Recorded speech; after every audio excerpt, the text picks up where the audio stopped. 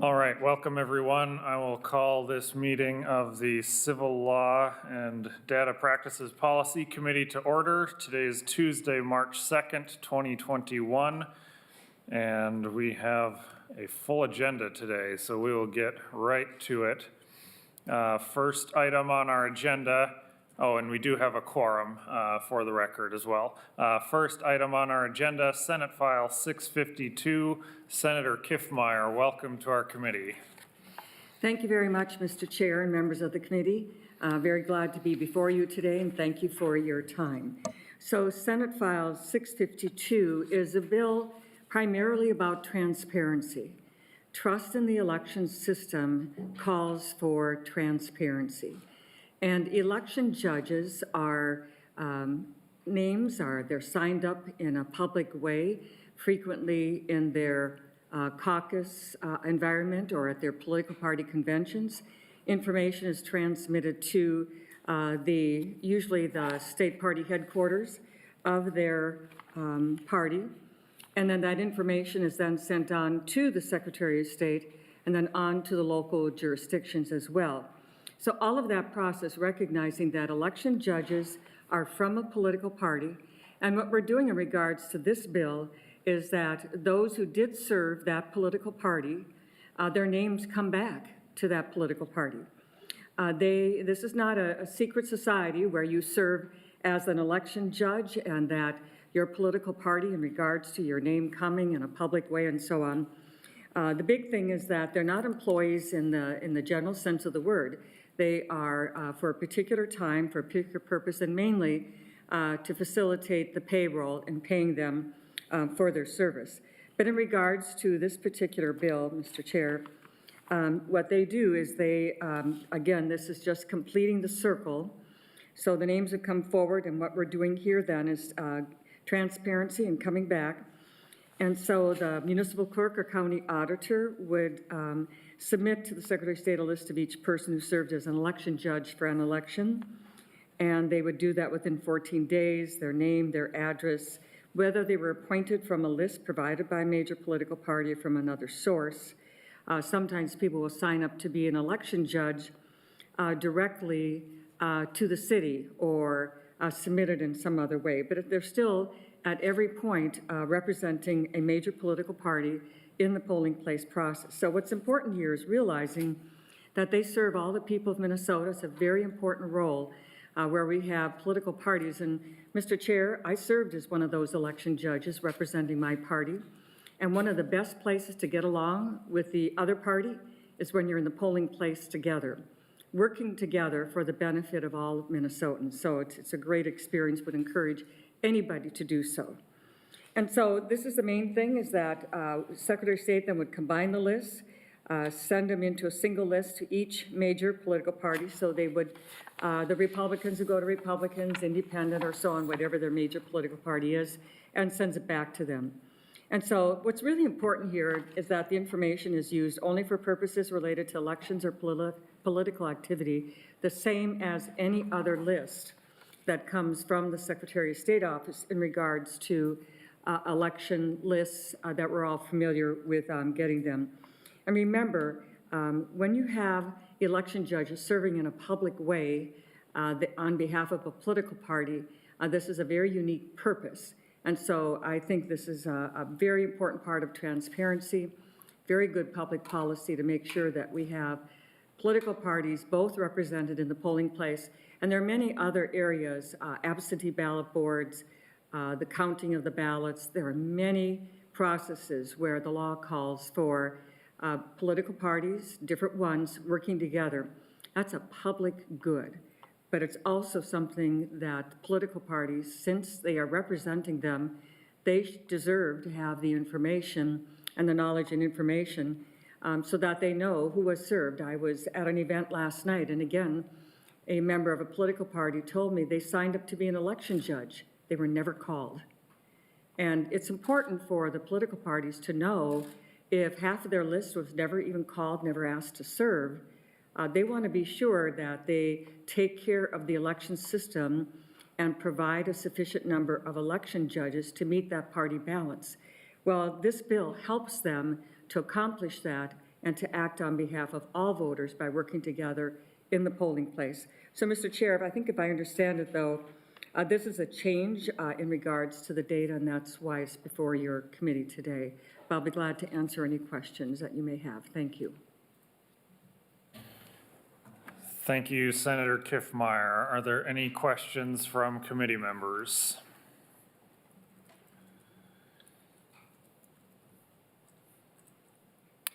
Senator Bigham. Thank you, Mr. Chair. Mr. Chair, are there any members or testifiers in support of the bill? Senator Bigham, there are no testifiers at all on my list for either side on this bill. Okay, Mr. Chair, in the packet, I believe there was a letter from Secretary of State Steve Simon. I would like to make sure, which is in opposition of the bill, and I would like to make sure that that gets into the committee record.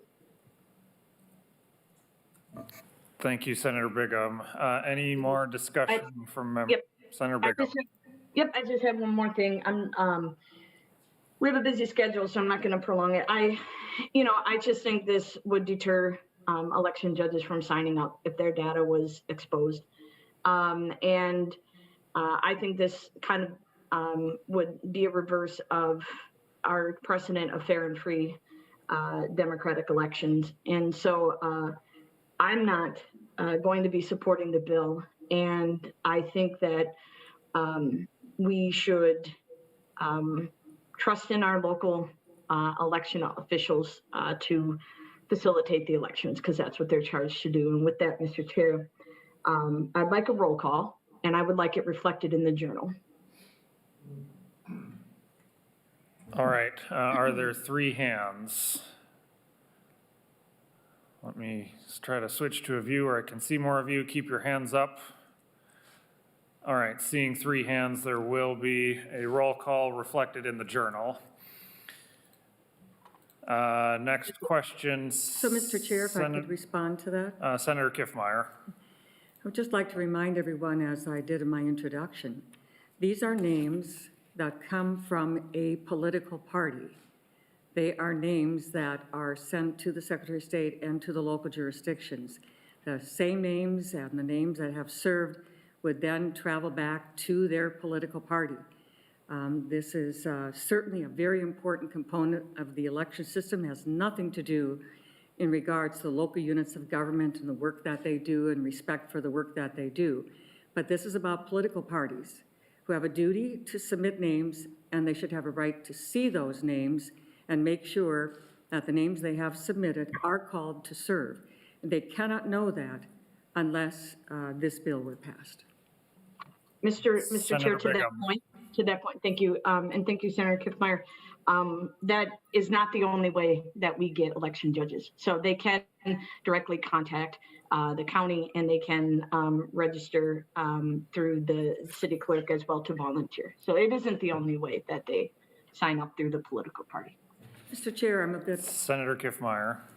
I'm not quite certain of what Senator Bigham was referring to with registering. I'm not quite sure. I just want to be sure that I understand her comments. Senator Bigham. Mr. Chair, Senator Kiffmeyer, what I'm saying is if somebody would like to volunteer, they can directly call or contact the elections department to ask to volunteer. That's what I'm saying.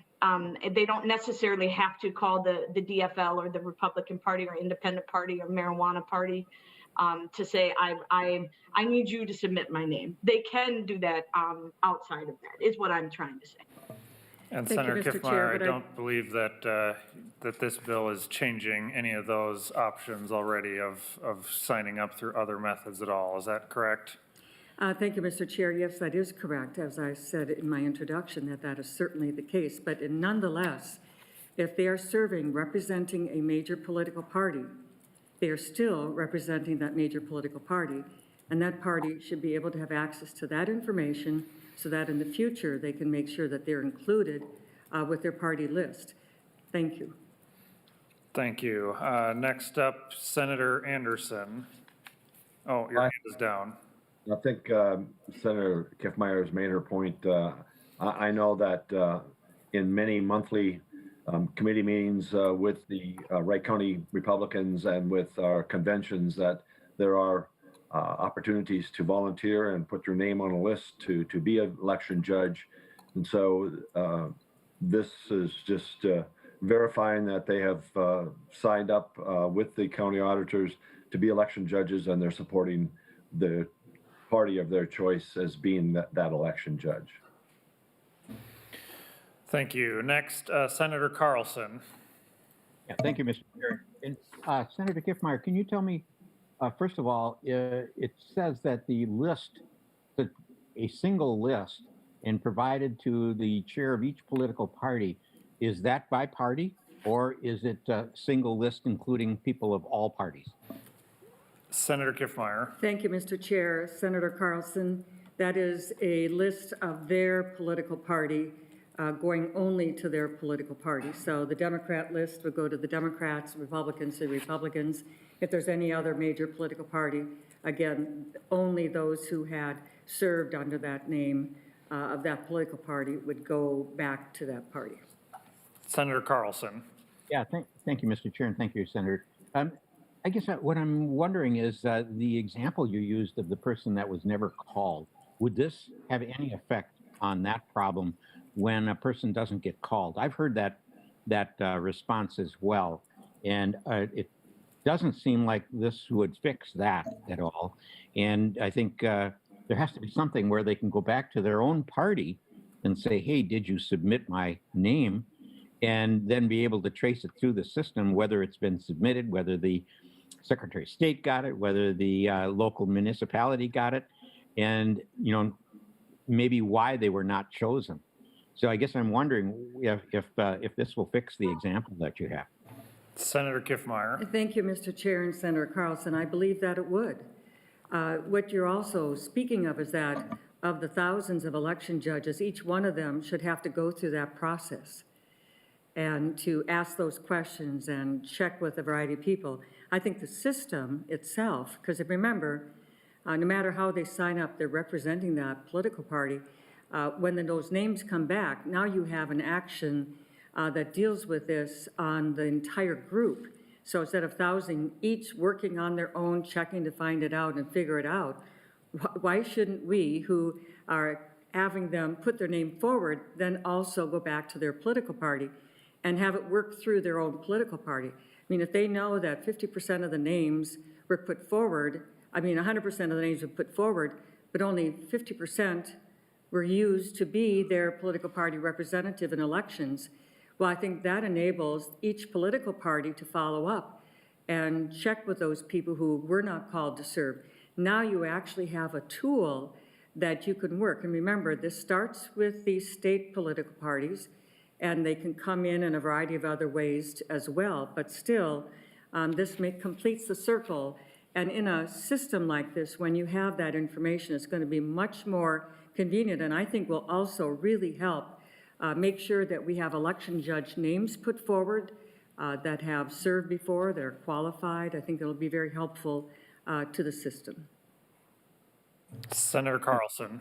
Yes, thank you, Mr. Chair and Senator Kiffmeyer. I'm wondering, wouldn't it be better to have the local political party publish that list to their own people that have volunteered to be part of this before the election, so that they can know whether their names have been turned in or not? Senator Kiffmeyer. Well, Senator Carlson, that's actually an excellent idea.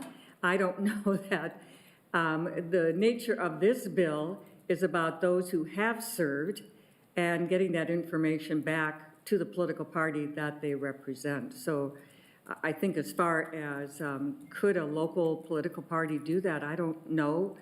They sign up in a precinct caucus, and they and they sign up in city, so they wouldn't have the full list. I think with this kind of methodology, no matter how they sign up to represent their political party, that information will come back to the state political party. And again, the reason why we did the original bill where we would get the election judge signups from the state party down was a matter of convenience. You send this to the Secretary of State, they get it out to all the local jurisdictions. There's no reason why we can't just cycle that right back to the political parties with all that information. Yeah. Senator Carlson. Thank you, Mr. Chair and Senator Kiffmeyer. I'm sorry to ask so many technical questions here, but does this list include the people? I'm sorry, I'm not exactly sure what list is provided to the political parties, if it also has where these judges have been chosen to serve. Because in some cases, we've had shortages of people from a particular party, and they've moved people into other districts to serve, and they have other things that they don't want them to serve in their own precincts and all of that sort of thing. Does this identify the election judge by precinct that they served in, or by district that they served in? Senator Kiffmeyer. Thank you, Mr. Chair. I think it's very important to the major political parties to have that information. Without that, you're going to have to take a guess. That same name could appear several places in the state of Minnesota. I think, matter of fact, I recall sometime before there were quite a number of Jim Carlsons or James Carlsons in the state of Minnesota. And so by having the address, the name and the address here, we're going to be able to do that much more accurately.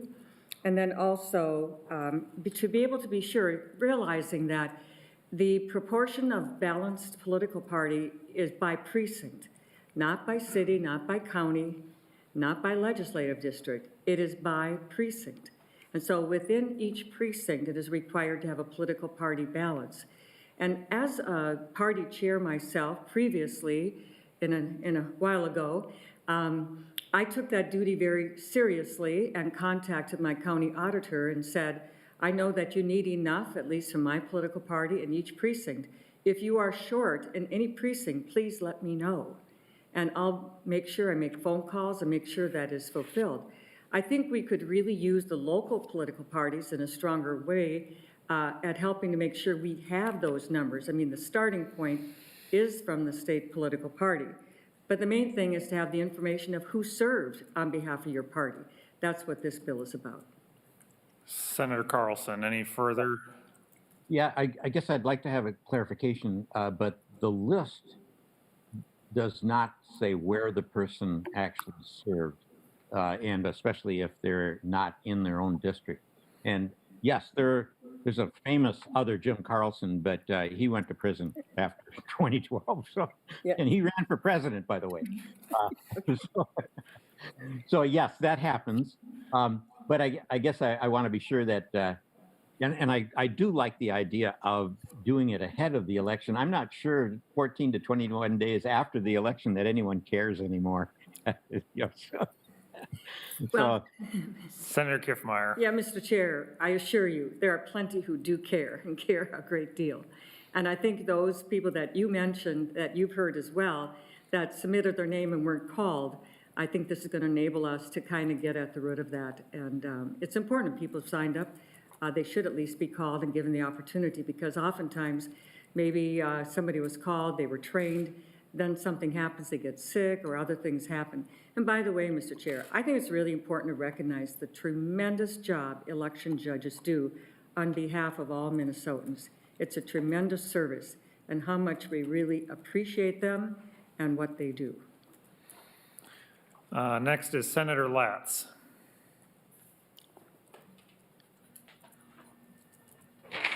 Thank you, Mr. Chairman. Senator Kiffmeyer, can you tell me exactly what limitations there are on the use of the data by the political party once they receive it?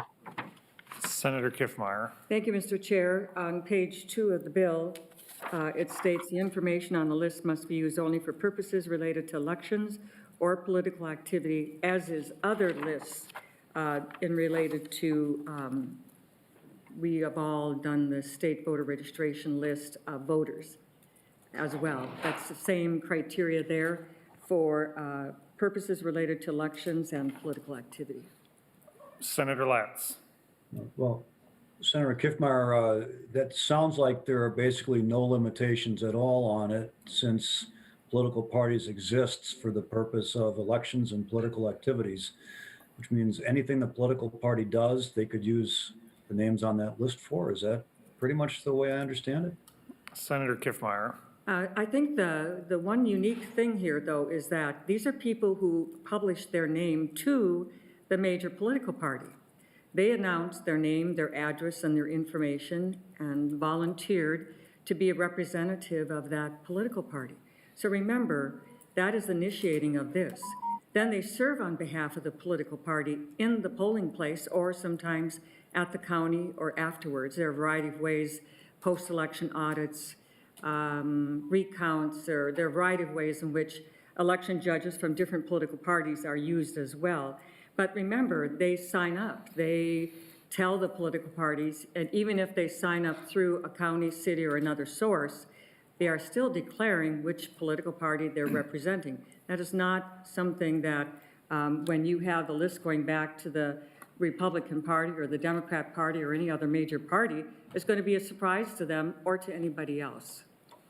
Senator Latz. Yeah, Mr. Chairman, I guess I'm a little bit confused, and I don't know election law as well as others, but if someone signs up to be an election judge and they identify their political affiliation, under state statute, are they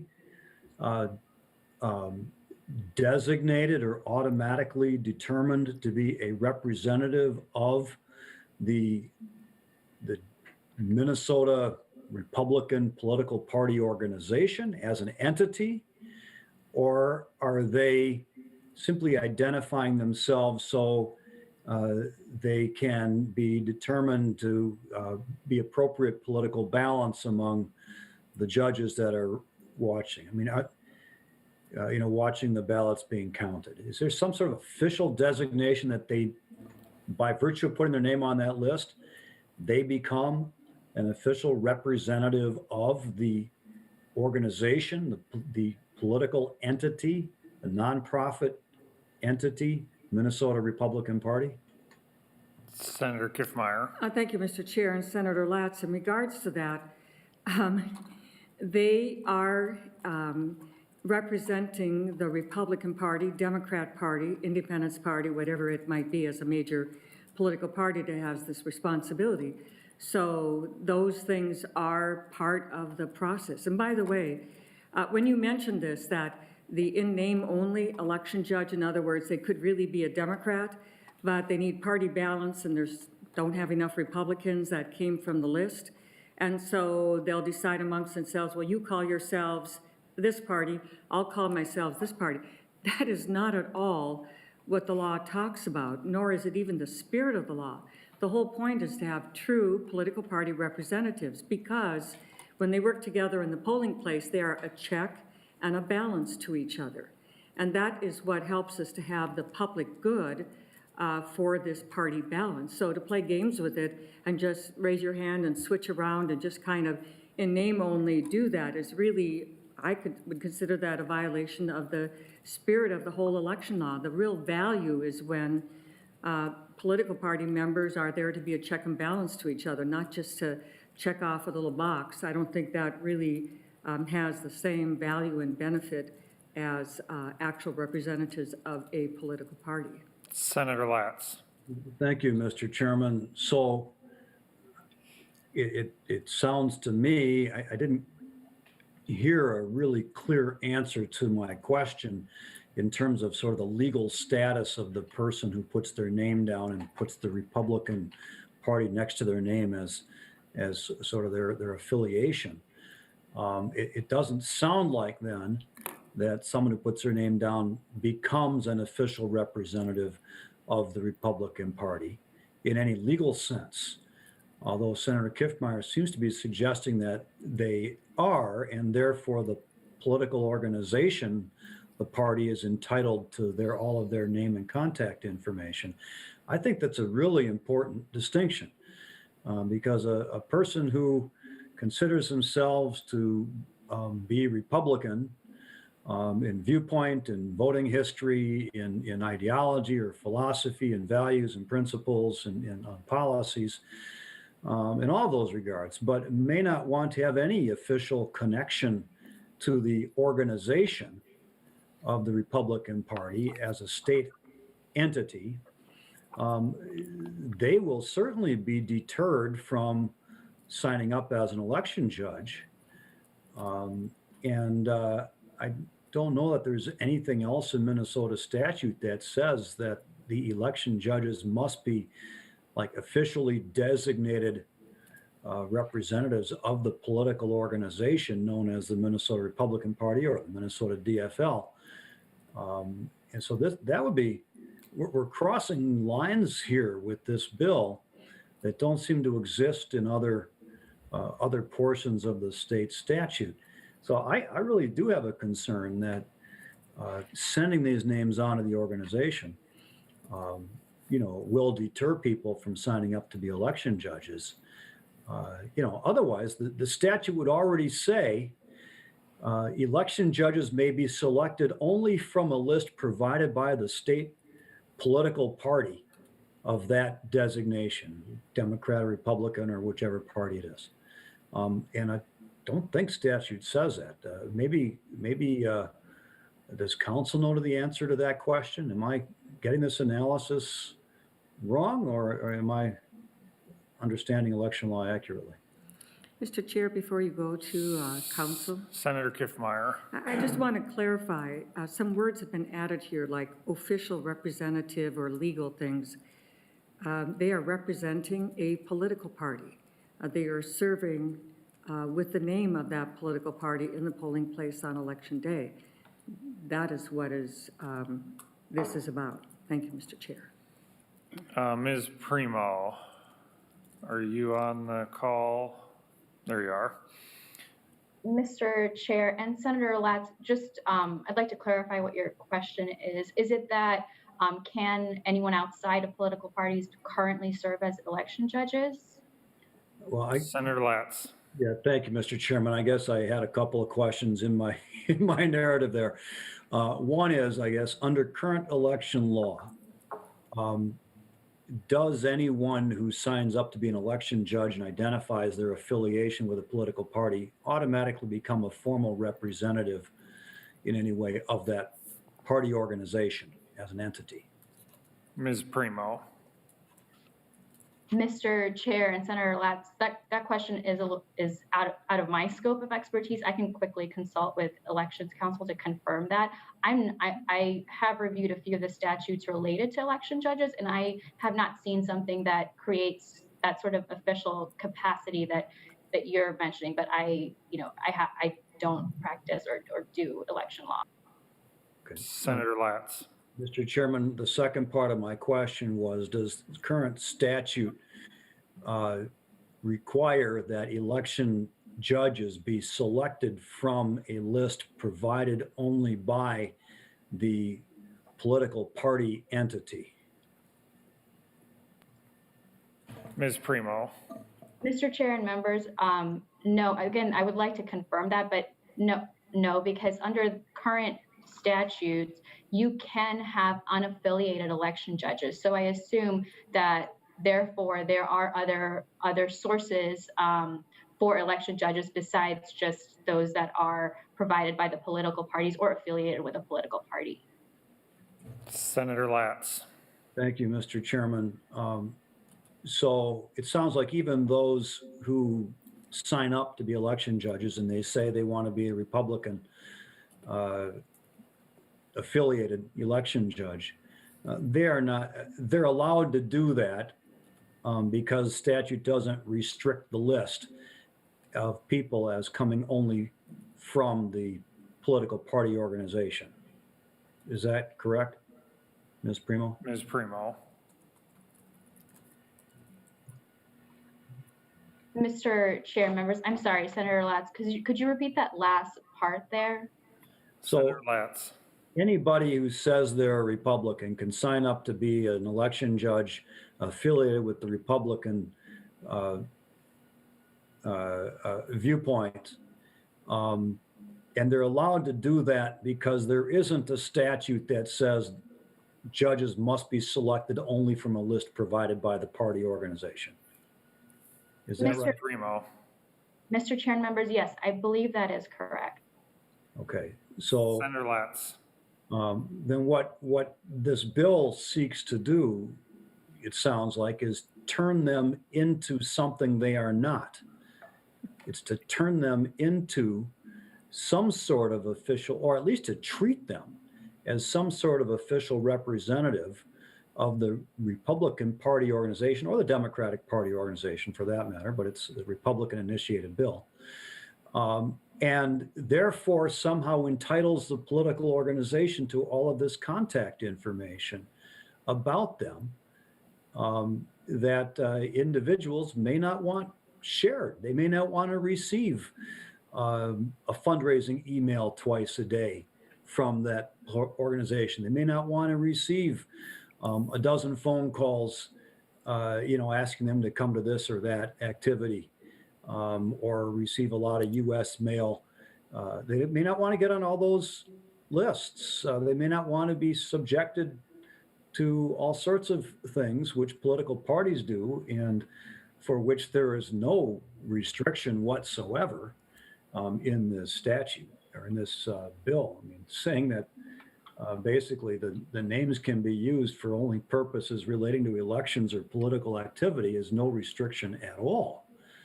I mean, there's always an election going on somewhere. There's always a campaign going on somewhere, and the parties are year-round doing political activities, and that covers just about everything.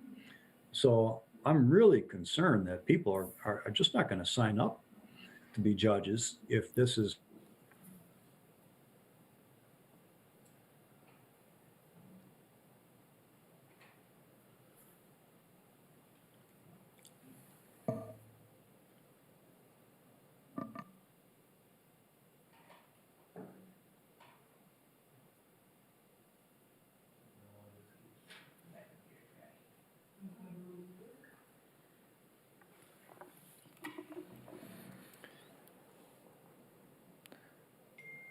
Okay, we're trying to fix the hearing room computer here, so stand by for just a second.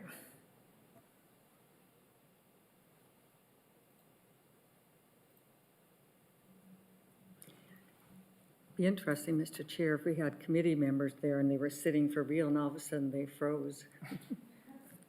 Doesn't usually happen. Is about all election judges. It's about unaffiliated election judges as well as those that are affiliated with political parties. And it would be their name, their address, whether the election judge was appointed from a list from a political party or another source, and whether the election judge was affiliated with a major political party.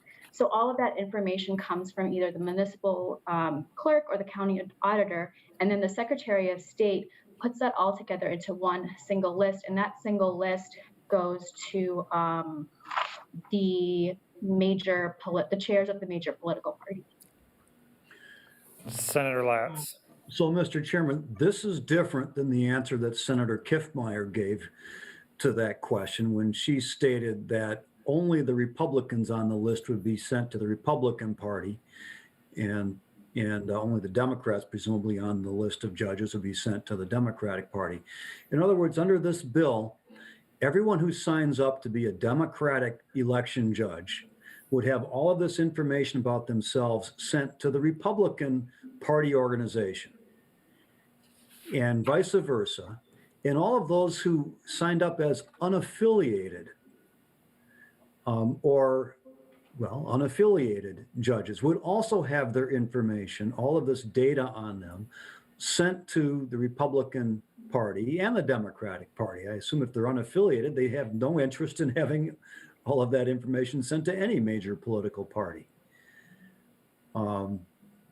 So it seems to me, well, first of all, I'm a bit concerned. This is only it's a very short bill. A bit concerned that the information about what this bill does is accurate and is accurately conveyed to the committee, to the legislators that are voting on it, and to the public that are evaluating whether this is a good idea. And secondly, I think that's a horrible idea. I think you have a lot of people are not going to sign up to be election judges because they don't want all of their information shared with other major political parties.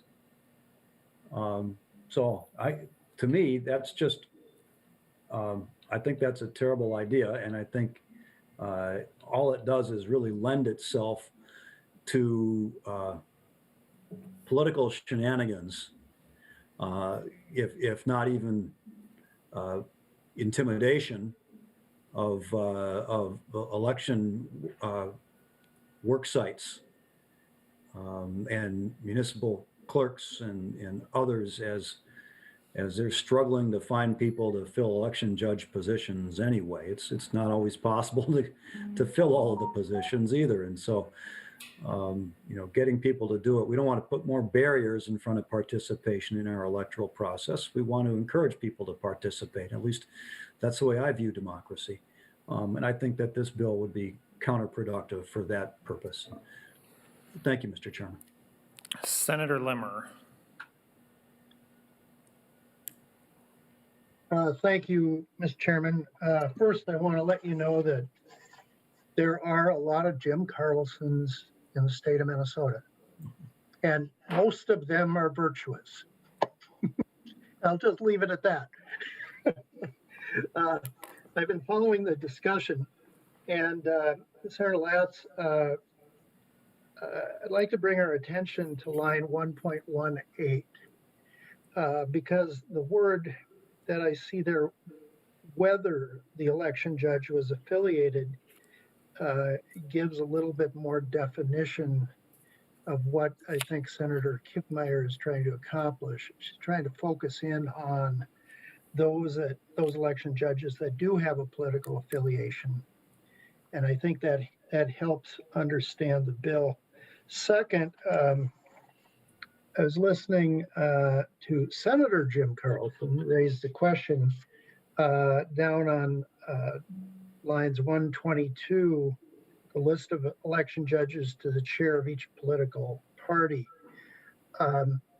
Senator Kiffmeyer, I might offer some words that might help define. I'd like your opinion, and perhaps council could give me a reaction too, but I think the intent that the author wanted was to give a separate list of politically affiliated judges to that respective political party and not cross lines on that. I would suggest on lines 1.22, after the word of, put two words in politically affiliated, and on the same line, after the word the, place in that another two words, respective party. So that the line would read, provide the single list of politically affiliated election judges to the respective party chair of each major political party. Senator Kiffmeyer, would that help define your intent? Senator Kiffmeyer. Thank you very much, Senator Limmer. Mr. Chair, exactly. I was writing some notes down myself as I heard that, because that was certainly my intention, is that each list of election judges of that political party, as you have stated well, Senator Limmer. So yes, I'd be very amenable to that clarity. Thank you. And Mr. Chair, to council, I don't know if my suggestion is as artful as what you could create, but I certainly would be open for any suggestions. Ms. Primo. Mr. Chair and Senator Limmer, I'll read off a potential amendment and to get Senator Kiffmeyer's reaction as well as the committee's, because I'm wondering if that's the route that we go. Is it necessary then for the Secretary of State to combine the list into a single list? So I would propose perhaps deleting line 1.20, and then on line 1.21, deleting everything before notwithstanding. And then on line 1.22, deleting single, and deleting the, and inserting a, and then inserting after of, politically affiliated, and then deleting each and inserting the respective. I have just done that a little on the fly, so I'm going to double check my work while the committee has a chance to react to that. Senator Mr. Limmer. Mr. Chair, can you have the council read that in one fluid sentence so we can fully understand it? And then I'd like to have Senator Kiffmeyer give a reaction. Ms. Primo. Yes, Mr. Chair and members. So paragraph B would then read, notwithstanding section 13.43, the Secretary of State must provide a list of politically affiliated election judges to the chair of the respective major political party. Senator Kiffmeyer. Thank you, Mr. Chair. That is my intention, and I think this is written with greater clarity, and I'd be glad to accept that as a friendly amendment. Senator Limmer. I think it satisfies my concern as well, Mr. Chairman. All right. Ms. Primo, why don't you let us know when you're satisfied with checking your work, and we can have Senator Limmer officially move an oral amendment or a written one if you're sending that over. I'm not sure what your standard is in this remote type of setting.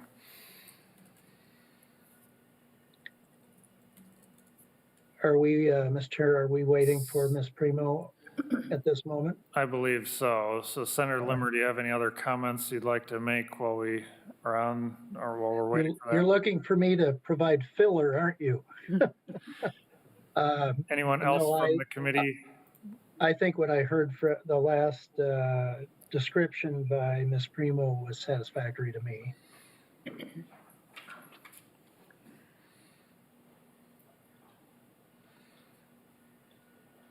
Ms. Primo. Mr. Chair and members, I will read the amendment again. So page 1, delete line 20. Line 21, delete everything before notwithstanding. Line 22, delete the single, insert a. After of, insert politically affiliated. Delete each, insert the respective.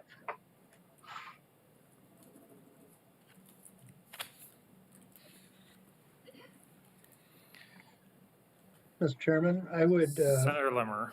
I would move the oral amendment as just described by council. Senator Limmer moves the oral amendment as read by council. Any discussion to the oral amendment? Mr. Chair. Ms. Primo. I'm sorry, I just noticed, can I add another change to that? Page 1, line 22.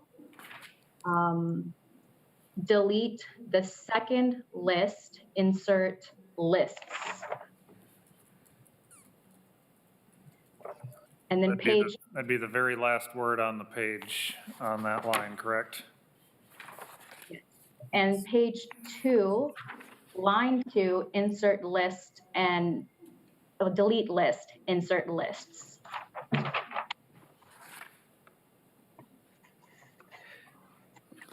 Mr. Chair, I would incorporate the recent suggestions into the original oral amendment that I had introduced.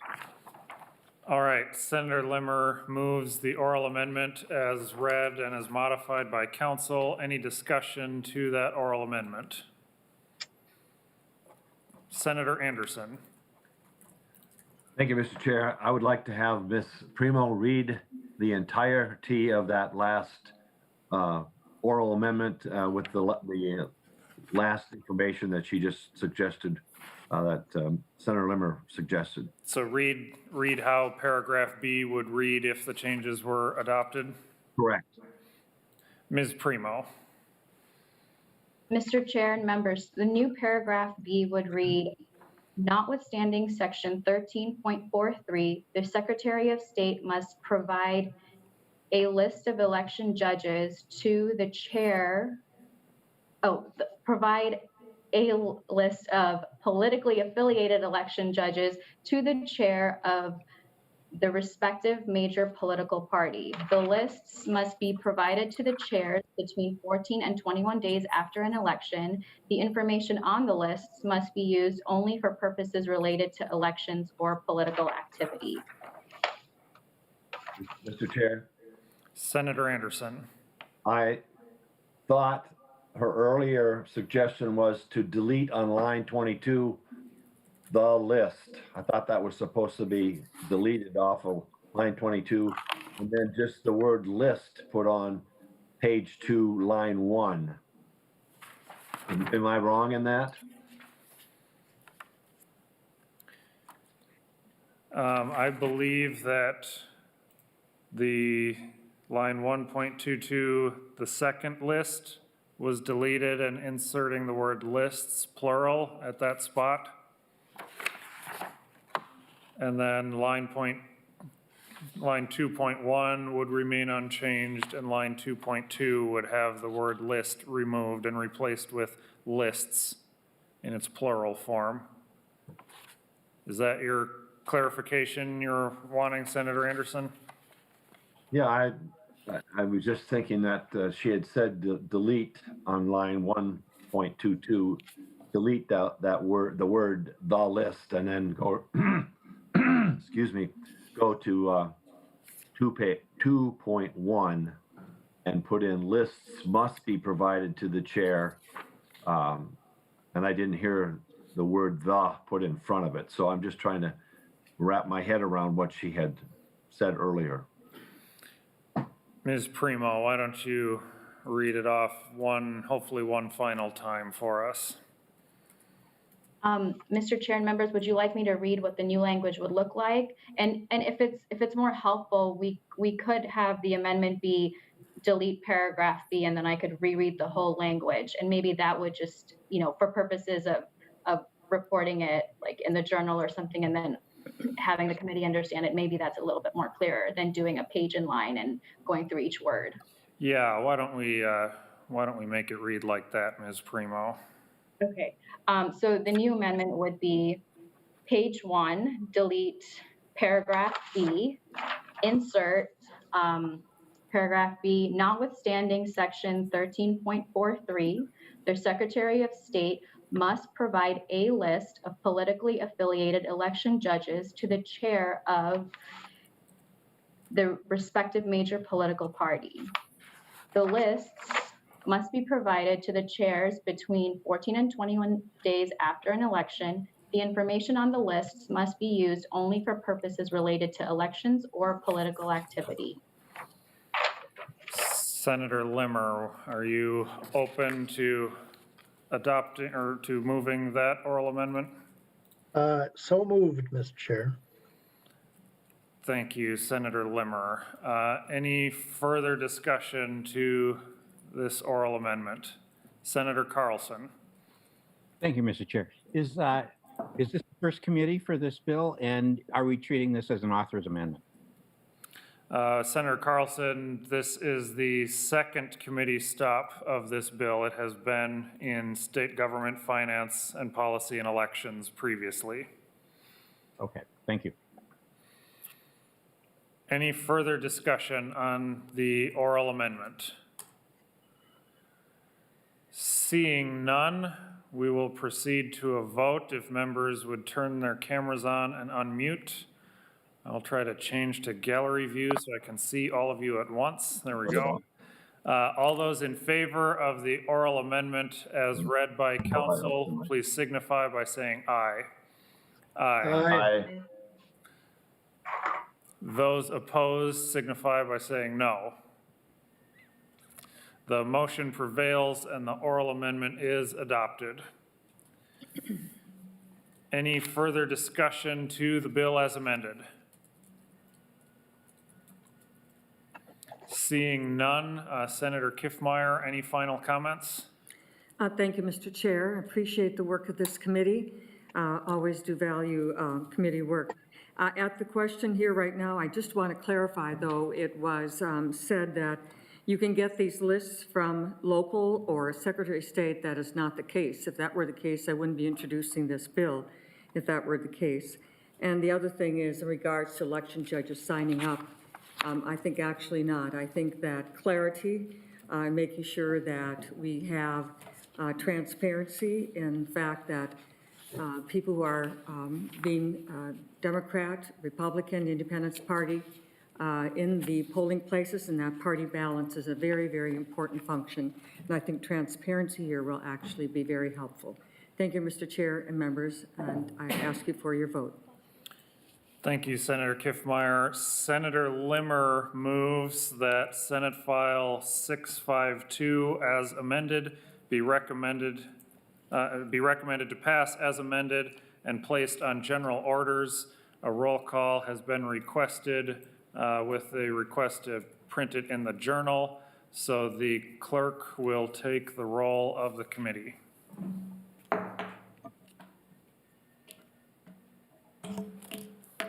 Chair Matthews, Yes.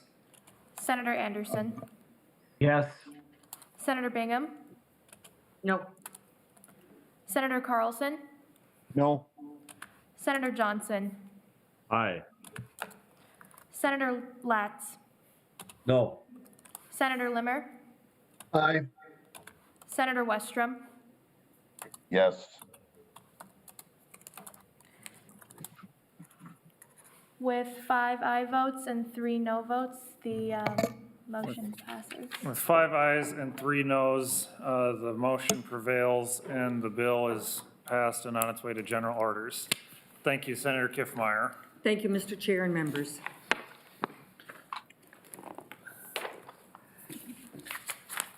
All right, next we have Senate File 1253, Senator Chamberlain. Welcome to our committee. Thank you, Mr. Chair. One of my favorite committees in all of the Capitol. Well, seeing we're brand new, we're glad to be on your list of favorites My already. second favorite committee is, of course, the full Judiciary Committee. I should have a testifier online too. You have Mr. Hinderaker there. Just to make sure. All right, thank you. Senator Chamberlain, do you have any introductory comments for the bill, or should we throw it right to your testifiers? Yeah, sure, I have a few. So the bill, members, is simple in concept, and it's just basically non-discriminatory language for the case we're going to make. Simple in concept, simple in construction. It's only about 3 pages long, and it applies common legal standards that have been used throughout this country and this state. And Mr. Hinderaker will go into that more. But I'll just run through this quick. It's fairly new this year. Many states and even other nations are taking such actions to protect citizens. So the first part of the bill is just definitions of algorithms and owner-operators, computer services, then what political ideology is, and what restrictions, how to define that, sex, and then religious beliefs. We talk about what is prohibited discrimination based on race, sex, political ideology, or religious beliefs. We require the owner to give notice if they're going to take action to stop something or ban certain users and content. It authorizes, obviously, private civil action, damages. Third page is simply jurisdictional issues, good faith in dealing, and construction with other law agreements. So it's based on kind of current standards in law. Society changes, circumstances change, as all of you know, and what we've had a change in is, I will just say this, and then I'll pass over to the testifier, is that as other states, technology is good for us. We use it in many ways, but like anything else, it's a tool and it must be used appropriately as not to harm anyone else or citizens. And what has happened is what we refer to as big tech. Virtually all communication goes through a few choke points these days, whether it's cell phones or internet services, and provided by relatively handful of owners and operators. So we have a unique situation in which a few owners and operators basically have control over 95% of the flow of information in this country and around the planet. And that presents some unique problems and issues for all citizens when it comes to speech. And people may view this as a private versus governmental operation and issue, but these companies are so large and powerful that you could call them quasi-government, resembling government in some way. So that is why we have this in front of you. Mr. Hinderaker and some others worked on bringing this together, and they will give a better description and discussion of it. So thank you, members. Thank you, Senator Chamberlain. We'll go to testifiers now, and first up is Mr. Hinderaker. Welcome to the committee. Please identify yourself for the record and then proceed. Thank you. I'm John Hinderaker, president of Center of the American Experiment. Thanks for the opportunity to testify today before you. Senate File 1253 reflects the fact that the social media platforms have become the principal way in which many millions of Americans communicate about current events. It also reflects the concern that those platforms have been actively suppressing views with which the people who run the platforms do not agree. Legislation to address these issues has been introduced in at least 18 to 20 states. This bill, Senate File 1253, does not infringe on the social media platform's ability to moderate user content in the interest of user experience. Rather, it prohibits the platforms from moderating in a way that is discriminatory. Specifically, it prohibits interactive computer services from discriminating on the basis of race, sex, political ideology, or religion. This bill in no way impedes dealing with online pornography, racism, or terrorism. The platforms can and should have standards of moderation. They simply have to apply them in a non-discriminatory way. Various forms of discrimination are already illegal in different contexts in this country, including employment and public accommodations. And we expect that those bodies of law will furnish precedents for cases arising under this new law. So, for example, if a platform terminates a user account and says it was for violent content, the obvious question will be, how did you treat other users who had similar content? Very much as we currently do in other forms of discrimination litigation. It's really no different from the situation in employment law. Companies can hire and fire people. They do it all the time. They just can't discriminate in doing so. It's the same thing here. I've heard no explanation of why social media companies can't moderate their content without engaging in race discrimination. This bill provides for statutory damages of $50,000 for each violation, along with attorney's fees and any actual damages. Both the user whose content is restricted and the user who was unable to consume that content have causes of action under the bill. Plaintiffs are entitled to a jury trial. The bill also provides that in the terms and conditions for service for interactive computer services, there is an implied covenant of good faith and fair dealing that bars the service from discriminating in violation of this law and provides that any provision purporting to waive or limit the remedies provided in this bill is void as against public policy. Finally, I want to briefly touch on the fact that several letters were submitted in opposition to this bill, and they referred to Section 230 of the Communications Decency Act. Senate File 1253 does not conflict with that provision at all. First of all, Section 230 does not say that interactive computer services are authorized to discriminate on the basis of race, sex, religion, or political orientation. You can search that section diligently and you will not find any such authorization. And second, Section 230E3 specifically says, quote, "Nothing in this section shall be construed to prevent any state from enforcing any state law that is consistent with this section," close quote. That is exactly what we are doing here, and I think that is the provision of Section 230 that controls. So I will leave my testimony there for now, and we'll be happy to respond to any questions.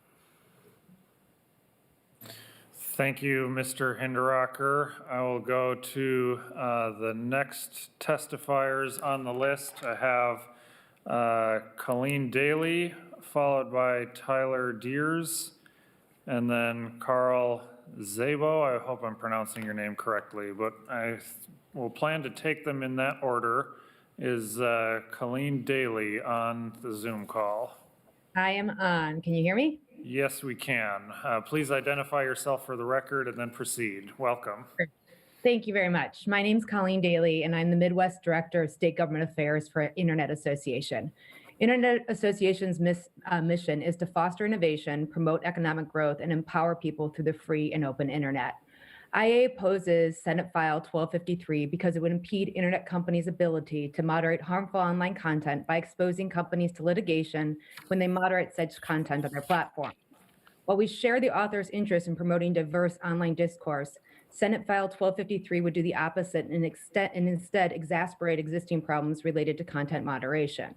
The sheer volume of content that internet platforms enable to be shared is truly amazing. For example, there's more than 500 hours of video uploaded to YouTube every minute and 6,000 tweets shared on Twitter every second. Social media has, without question, empowered more voices to be heard, more diversity of opinions, more information to be available at our fingertips than any other communication tool in human history. Nonetheless, online platforms must enforce community standards in order to allow users to feel safe and secure both online and off. This requires removing content that poses a threat of harm to public and personal safety, or content promoting hatred or violence against certain groups of people. Decisions regarding the removable objectionable content are sometimes easy and uncontroversial, but other times these decisions are not black and white. They're tough calls, different shades of gray, where reasonable individuals can disagree with the results. Regardless, these decisions are made constantly and as consistently as possible, as hundreds of millions of pieces of new content are shared every single day across social media platforms. The companies aren't perfect, but they're doing their best to be a place where the ideas can flourish while also enforcing these basic community standards. Senate File 1253, however, will put online companies in a position of defending these content moderation decisions in the court of law. Regardless of whether a platform was acting appropriately under the bill, users would still be empowered to sue and take a company to court to challenge content decisions. This would be an untenable situation, leading either to a more curated internet where less diverse voices can be heard, or to an unbridled internet where harmful content overwhelms healthy discourse and exchange of ideas that we all desire. Section 230 of the Communications Decency Act has allowed the internet to avoid both these undesirable outcomes. Its legal protections enable companies to make necessary content moderation decisions, and in so doing, empower viewpoints and affiliations from people all over the world. Upsetting this important protection will hurt, not help the cause of promoting the diverse online discourse. For these reasons, I encourages you not to move this forward. Thank you for your time. Thank you, Ms. Daly, for your testimony. Next, Mr. Deers. Yes, thank you. Good afternoon, Chairman Matthews and members of the Civil Law and Data Practice Policy Committee. My name is Tyler Deers, D-I-E-R-S. I am the Midwest Executive Director for TechNet, and I am here today to respectfully submit testimony in opposition to Senate File 1253.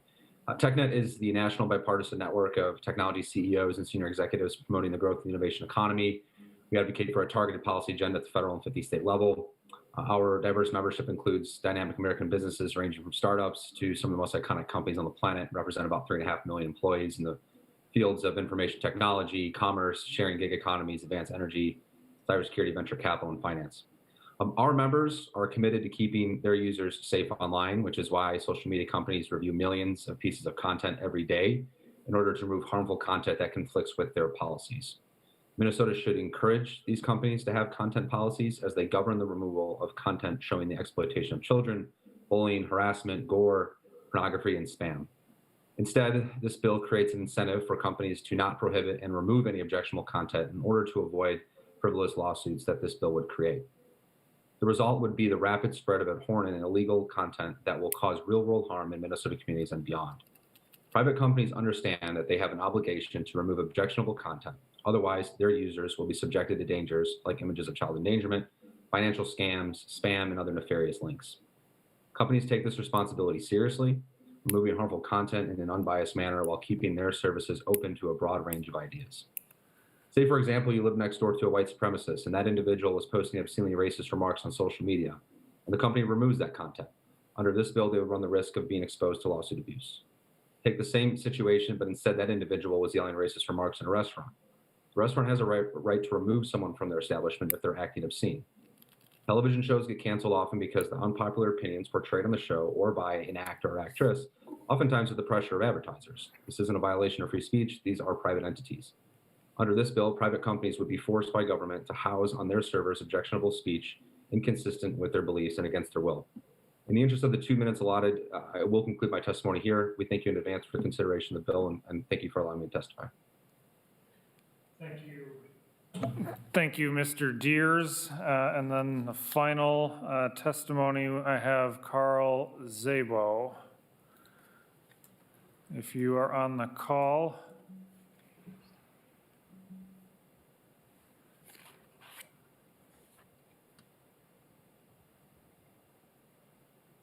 There, now I found your tile. Welcome to the committee. Please identify yourself and proceed with your testimony. Hello, Mr. Chairman. My name is Carl Szabo. I am Vice President and General Counsel of NetChoice. I'm also an adjunct professor at the Antonin Scalia Law School of George Mason. NetChoice is on the board of ALEC, and I am co-chair of the Communications and Technology Task Force at ALEC. So a couple of things to unpack here, Mr. Chairman, members of the committee. SF 1253, 18 to 20 states have introduced similar legislation, not a single one has passed it. And why is that? It's because once you start unpeeling the onion here, you start to realize that this is not only a dangerous approach for the state, but it's a violation of our conservative principles of free markets and limited government. Now, the removal of violent content is not a protected class. So analogizing it to race or gender is not a valid comparison. Second, the reading of Section 230 is wrong. I know that in part because A, I've spent the last decade studying the bill, and B, former Congressman Chris Cox is actually on the board of NetChoice, and I got to actually talk to him about his intent of Section 230 when he wrote it. Third, there's a misreading of subsection E3 of Section 230, but that's all legal stuff that we can talk about later, and I welcome questions about it. But the fundamental concerns I have with the bill are that it would create a cottage industry of plaintiffs' attorneys to attack websites and likewise take a no-touch engagement on content. Now let's look at the language of the text. It says, it is unlawful discriminatory practice for any owner, operator, or provider of an interactive computer service to restrict ... a user's account based on race, sex, political ideology, or religious beliefs. Now, about neutrality, if you restrict in any way. So let's presume ISIS puts up a post saying, come join America and come join us for the fight against America. And you remove it. Well, that's removal of a political ideology. They believe America should be destroyed. So a platform would be violating 1253 if they did that. Same thing for removal of anti-Semitic content. Anti-religious speech, because atheism is a form of religious beliefs. If, for example, the Cathedral of St. Paul's YouTube channel, they were to remove atheist content, that would be a violation of this bill. Well, statements like, I think all members of a political party should die. Can't remove that. Yeah. Calling on protesting outside senator's house and providing the home address and home phone numbers. Nope, can't remove that either. The definition of sex in the code is so broad and combined with private right of action and statutory damages, I worry that platforms will not remove pornographic content. And what about a website that doesn't want any political speech?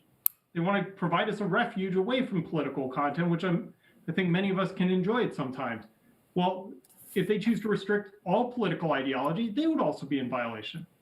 Spam emails rely on the ability to block or remove certain content. So once you start unpeeling the onion, you start to realize the panoply of problems that this type of policy creates. As I mentioned previously, not a single state has passed it. And why is that? Well, it's interference with private contracts at the end of the day.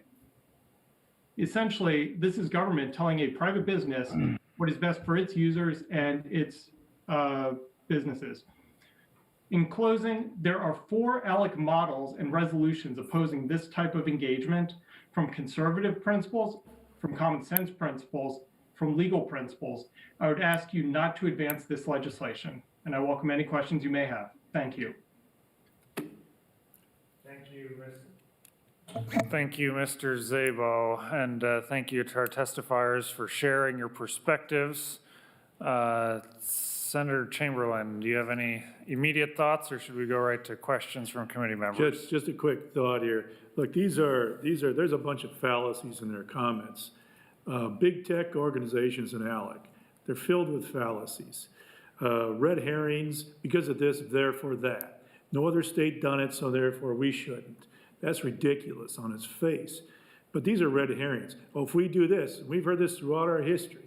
If we do this, well then, we're not going to be able to do that. These are huge, massive companies with huge assets, trillions of dollars of net worth, capitalized. And they are not only harming in this way by prohibiting speech and discriminating against people because of speech, but in many other ways as well, knowingly doing so. Now, they're huge companies, a lot of capacity. They created algorithms to do things you can't even imagine about them doing. I've done research on this on the social media side. They are penetrating the arena of public ideas and they're controlling it. They're stifling speech and they're driving people to other areas. So to suggest that these super big, large companies that are quasi-government should be held to a different standard than all the other companies and businesses out there, based on the red herring that, well, they won't be able to do this or that, is ridiculous. So that's my response to the testifiers, that they are doing, these big tech companies are huge, they're massive, and they're controlling the flow and they're managing it. And they're discriminating against people because of it. They can manage this, and they can do it well, and nobody's suggesting, as Mr. Hinderaker said, they can still keep the violence and the nasty stuff off. They can do that. They do it with everything else. They still right now allow a huge amount of bad content onto their sites, whether it's TikTok or Snapchat or Facebook or Twitter. So they're not even policing the way they say they should. Now they're concerned that we're going to let them put some other violent content on there. So obviously I take a different position than the testifiers and the big tech companies that are ruling the day. So that's all I have for now. Thank you. I'll start with Senator Bigham, followed by Senator Westrom. Senator Bigham. Thank you, Mr. Chair. I do have a question, but before that, I just want to say, and there's been a lot of testifiers, both support and oppose, so I appreciate that, but I don't know who said it, but I just want to make it clear, and counsel can confirm if I'm wrong, that I believe discrimination based on race by internet provider is already illegal. So, and maybe I misheard something, but Senator Chamberlain, this is going to be a fascinating discussion. I'm wondering, I noticed in the bill that the enforcement side of this is with the Attorney General. I'm wondering if you've had conversations with the Attorney General and the process that would go through, like a complaint being submitted. Like, I'm just wondering, I'm assuming this is going to judiciary based on your fun comments at the beginning. So maybe I should save that to them, but I'm just wondering if you've had any conversations with the Attorney General's office about the enforcement of the bill. Senator Chamberlain. Thank you, Mr. Chair. Thank you, Senator Bigham. I'll make a quick comment. I'll turn it over to Mr. Hinderaker. But I have not spoke to the Attorney General myself, but the language just simply authorizes the Attorney General to take action and investigate if they see fit. It does not turn over enforcement to them. This is a cause for private, this gives basis for private action from an individual citizen against any alleged discrimination. I know Mr. Hinderaker is there if you'd like to say anything. Mr. Hinderaker, anything to add? No, that's right. The primary enforcement vehicle here is clearly the individual action. Okay. Senator Brigham. Thank you, Mr. Chair. And then I guess I just kind of say this, and I know this may seem a little out there, but it's just the best analogy I have. So I hate coconut. I find it offensive and it's just gross. Okay. But I don't expect restaurants to get rid of it or not offer it because it's subjective. Maybe you, Mr. Chair, like coconut or Senator Chamberlain does. But the point is it's a free market. And I can't believe I'm agreeing with Alec on this, but it's like a no shoes, no shirt, no service kind of approach. And the business has to kind of let the free market determine that. So I think that's just really what I wanted to say. I wanted to figure out the enforcement side of this, but all in all, it's really up to the free market to do this. And if you don't like big tech and all the providers that Senator Chamberlain named, don't use them. It's very time consuming. Can you imagine how much more time as elected officials we'd have if we didn't have to do all the social media accounts? But so don't use it if you don't want to. And I just don't want it to be more difficult to get rid of hate and as the testifier said, white supremacist stuff that really fuels that and stuff. I mean, the testifiers have done a good job explaining why the free market should be able to do this. But that's all I'll say, because I know if we go late, there's a certain person's bill that is not going to get heard. So I'm going to wrap up and say that. Thank you, Senator Brigham. Yeah, we'll need to come back tonight to try to get our agenda wrapped up because we're getting to that time of the session. Senator Westrom, you're next. Mr. Chair, thank you. A few questions, so you know. Maybe first to the Mr. Hinderaker, maybe, or the author. Can you explain a little bit more of the private action this would give individuals, I assume individuals or companies?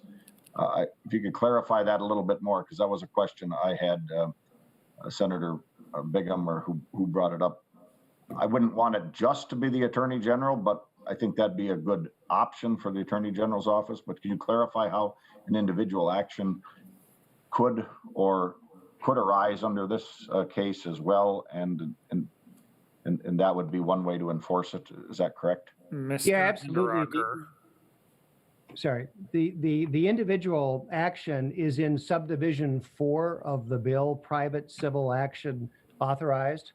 And basically, anybody who believes that his user content has been deleted or suppressed, or his account has been canceled for discriminatory grounds can assert a claim.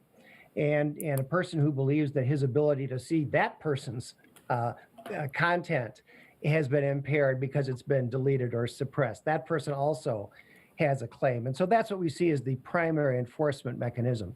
When people realize they have been discriminated against or believe they have been discriminated against, they then can commence a lawsuit.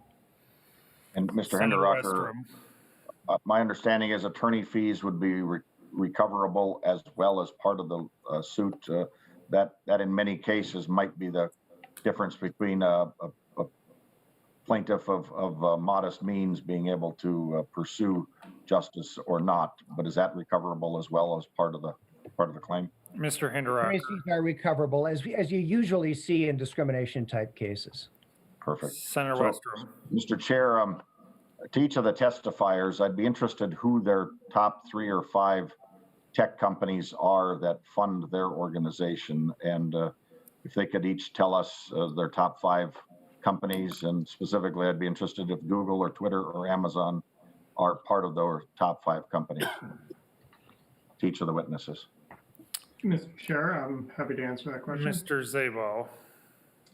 So, Mr. Chair, Senator, to answer your question, yes, some of those businesses are members of NetChoice. If you go to netchoice.org, you can see all of our members listed prominently. But I did want to correct a slight error. It's private right of action with $75 or $50,000 damages, statutory damages, and it does not require discrimination. The only time discrimination is used is twice in this bill, one in the preamble and the other in the header of a section. So the removal need not necessarily be quote unquote discriminatory. It can just be a removal for good cause. So this is not about discrimination. And who are, Can I Mr. respond to that quick, Mr. Chair? Senator Chamberlain. That is the whole purpose of the bill, non-discriminatory. To read something like that into it is, well, it's incorrect. Anyway, I'm sorry. Senator Westrom. Mr. Chair, if the witness could identify their top largest 5 companies and the other 2 witnesses too, please, I'd be interested. Mr. Zabo. Yes, Mr. Chairman, Senator. All NetChoice members are equal, so it's kind of unlike Animal Farm. And yes, Google, Facebook are members, as are Airbnb, HomeAway, Twitter, and Pinterest, all of whom will be impacted. Okay. And to give you an idea, it's a robust ecosystem that we're talking about upending, not just 1 or 2 large companies. And the other 2 witnesses, Mr. Chair? Yes, Mr. Deers.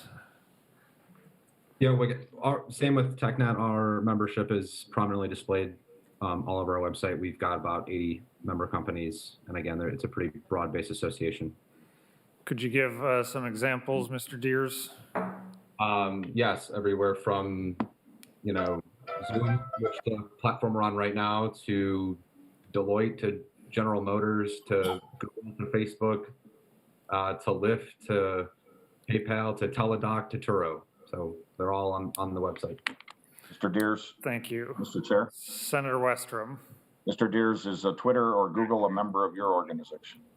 Mr. Deers. Sorry, Mr. Chair. Google is, Twitter is not. Okay.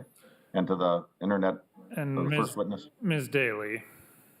Just like Tyler and Carl have mentioned, all of our members are equal, and all of them are listed on our website. Many of the ones that have been discussed are our members.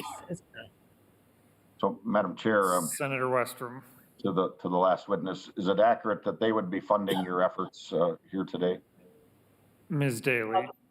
Sorry, thank you, Mr. Chair. Yes, I mean, all of our companies pay dues to be a part of our organization, so they're equal across all levels. Okay, and Mr. Senator Chair, Westrom. one more question in this round at least. Maybe Mr. Deers, I'll just ask you, or and the others could jump in if it helps. But what is the difference between an online platform and a telecommunications platform? Can you explain that to us as a committee? Mr. Oh, go ahead. Take it. Mr. Deers, I'll give you first shot at it.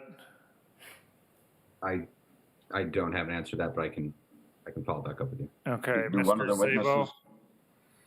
Yes, thank you, Mr. Chair. So the definition of interactive computer service actually comes from, amazingly, Section 230 of the Communications Decency Act. And the definition that you see is actually broad enough to include things like email services. So if an email service provider started blocking things because of spam prevention, they would be implicated in this. It's broad enough to include things like the telephone systems that use digital switches. So if they started blocking robocalls, they would be implicated in this. It is broad enough to cover e-commerce sites that want to block fraudulent content or perhaps hateful t-shirts. They would be covered by this. It's actually an incredibly broad term that covers almost the entire internet ecosystem, whether it is the typical ones we think of like Facebook or Twitter, or the smaller ones that are certainly not even trillion-dollar companies like Parler, Etsy, eBay, Gab. This Zoom call would be covered. So it's an incredibly expansive implication of this legislation. So Mr. Chair, thank you to the witness. And you made my exact point. Mr. Chair, members, Senator Chamberlain, thank you for bringing this forward. We all grew up with the telephone system, at least most of us are old enough to remember that. There was a point in time where the telephone system we had on the farm was a party line, and I could actually hear multiple conversations of neighbors in the area. The phone company did not hire or pay its staff to monitor those phone conversations and decide if Nellie next door was talking too dirty to her boyfriend, or if she was talking too bad about the church pastor, or if she was talking down about a political candidate. That is not the telephone's platform or place to be monitoring content. The same is true for the new revolution of telephone companies. The new style is online platforms. You've got email, you've got websites, you've got Facebook. They are the facilitator like a telephone, but they don't need to decide if the neighbor is talking out of turn about a political candidate, about a religious experience at church, or about a boyfriend or an ex-boyfriend. That is content between the two parties. And I think that's what we're trying to get at here. So thank you for your testimony. I'm glad we're seeing this bill, Mr. Chair. I hope it passes, because we've seen in the last year stuff that most of us would never believe would have happened by a company or a telephone company conversation being monitored. And it shouldn't be. It should be a platform for every American to be able to use, and how they use their time and what they talk about, like a telephone, is their own business and the party on the other end. So I look forward to supporting this. Thank you, Senator. Next, Senator Limmer. Thank you, Mr. Chairman. Interesting conversation we're having today. Part of the issue I see is that the tech giants have really replaced some of the regulated industries that we have come to rely on. Regulated industries might provide a service or a product that no one else really can. Take, for example, a natural gas company. Very few competitive gas companies are in the same region, so they become regulated. The telephone industry used to be that way until it was broken up by judicial action in the mid 80s. And from that point, we have many, many, many different competitors in that field. Tech giants are a little different. They take a tremendous amount of money to develop in order to provide their product. And although there may be competitors, they really live in a world of what I would call an oligopoly. Just a few providers play in that game. What I've begun to see is that, and we've seen it in recent events, most certainly since November, is that it appears as though some of these tech giants that we all rely on in order to communicate, whether personally or whether it's a means to broadcast a message, it appears as though if some of these companies don't like the message, they cancel you. Hence the phrase cancel culture. And they diminish your opportunity to share your thoughts with a broader audience. Some of these have yet to prove whether or not the information is damaging, a danger, or a threat. Certainly there are those groups, but there are others who just have a simple political message. Maybe it's not a message that you and I like, but nevertheless, it is a message that those individuals have a right to share in the American society, and certainly in the state of Minnesota. This bill is trying to address that. I'm somewhat surprised that the ALEC organization is now a part of promoting a cancel culture by their association with some of these tech giants that have certainly canceled and turned off political speech. It's part of the reason that my early membership with ALEC in my career was cut off by me canceling them.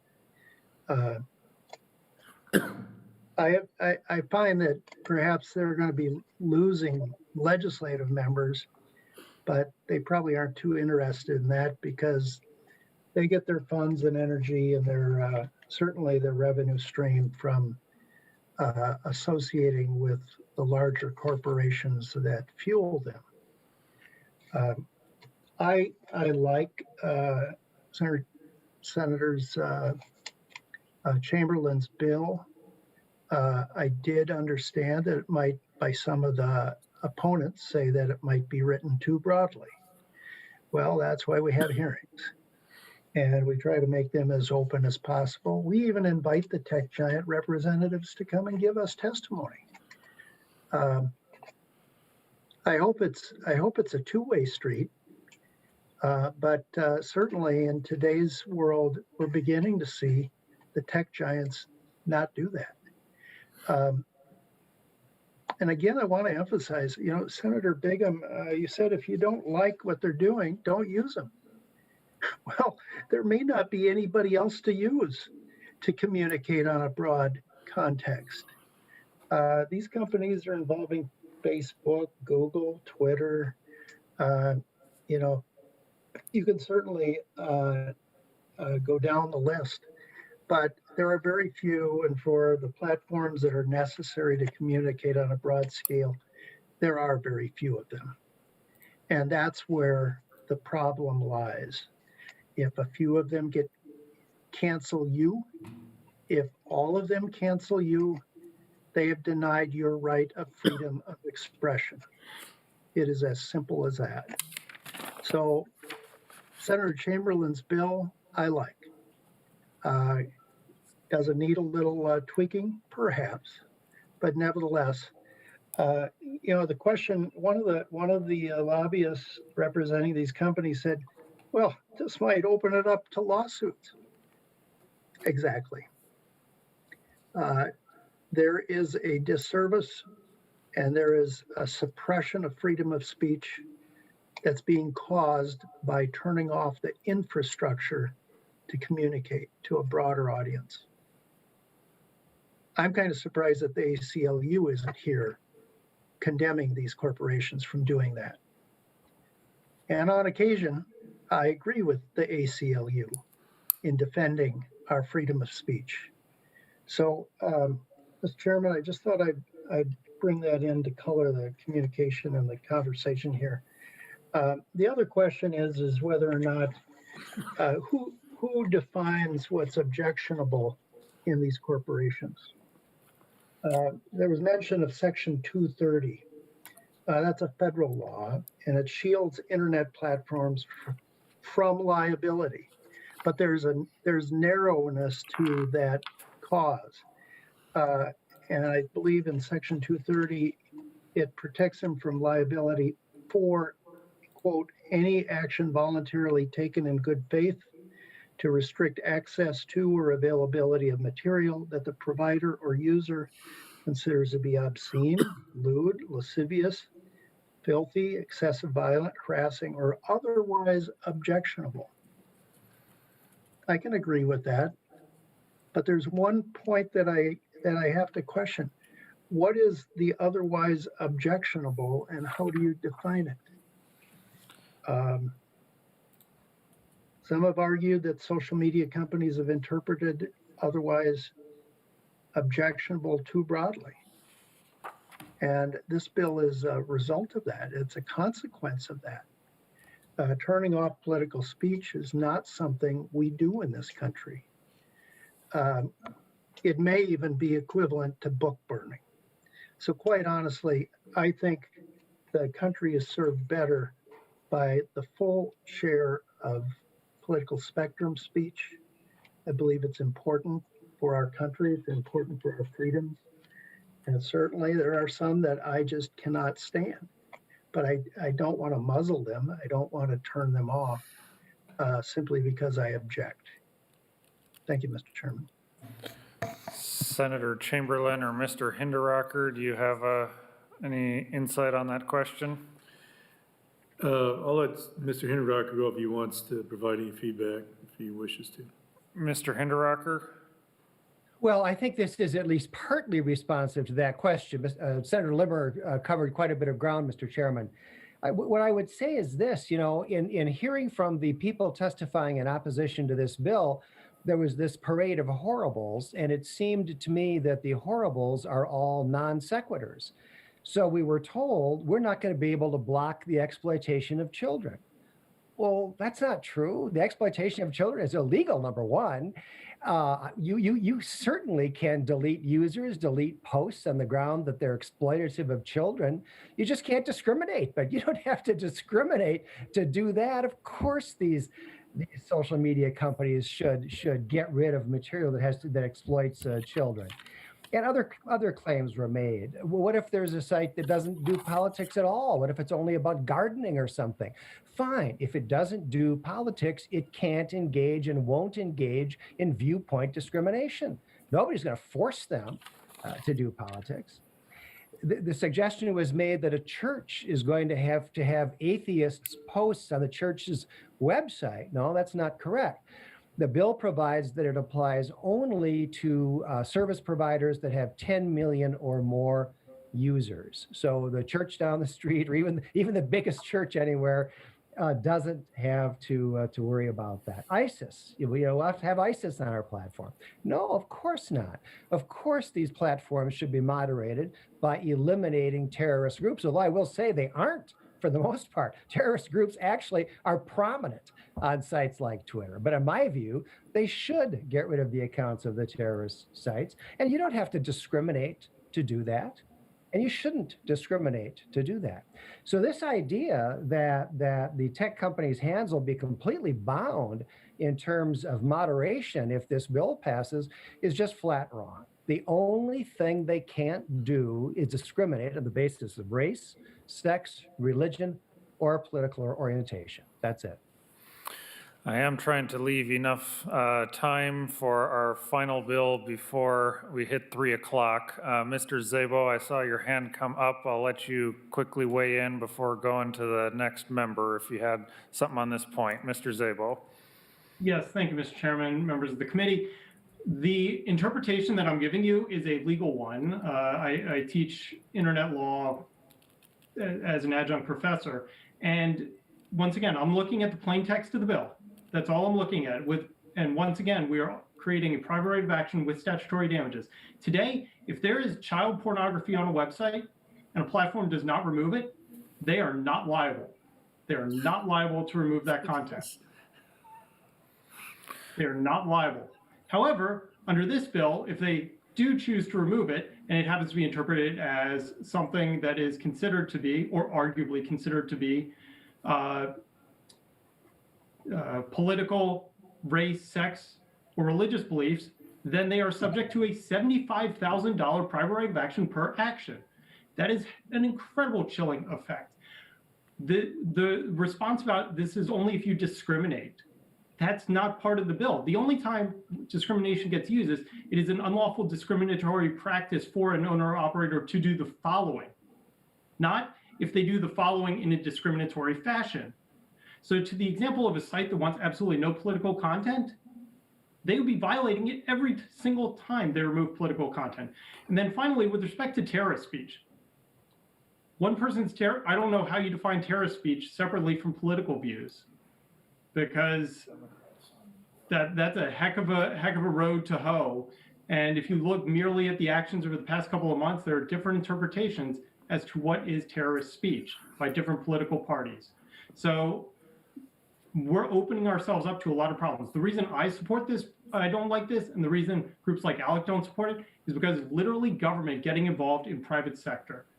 There are dozens of social media platforms out there. If you don't like some of them, go use others. If you don't like them, go use Parler, which is a great example of how something can come up from nothing, how the startup costs are not like laying coal or drilling a well or installing electrical equipment. So there's a panoply of problems with this bill. I'd ask you to not move forward with it. for a handful of the reasons, and you can merely look at the text of the bill to better understand them. All right, thank you. Next up, Senator Latz. Thank you, Mr. Chairman. One question I have is there a House companion to this bill? Senator Chamberlain. Yes, there is. Senator Latz. Can look it up for you if you. Yeah, no, I haven't looked it up. The last information I had was that there was not, so it must have just been introduced. Secondly, one comment I have is that, a telephone company is an absolute monopoly, or it was in the days of party lines anyway. And this is not, these social media things are not monopolies, and maybe they're oligopolies, but it seems to me there are new ones popping up every day and moving around on the platform. So, and they're not government. They're just not government. So the First Amendment doesn't apply to them. Maybe some would like to think it does, and often principles around First Amendment are applied in rhetorical discussions about these things. But the fact is, they're not actually government. How do we draw the line when religious belief or political ideology turns into hate speech? Would this bill prohibit the platforms from deleting content that would, in any, in any reasonable form anyway, be considered hate speech? Senator Chamberlain or Mr. Hinderaker would like to take that. I'll take a first stab. Senator Chamberlain. Then I'll let Mr. Hinderaker go. Well, hate speech is a difficult one, even in current law, to discuss. I know it's defined in certain criminal laws and criminal 609 code, hate crimes and other things. But it's certainly not settled law anywhere, and it's something we will continue to wrangle with, but it's discussed and wrangled with currently. I'll leave my final comments for closing comments, but I'll cede to Mr. Hinderaker. Mr. Hinderaker. Mr. Chairman, thank you.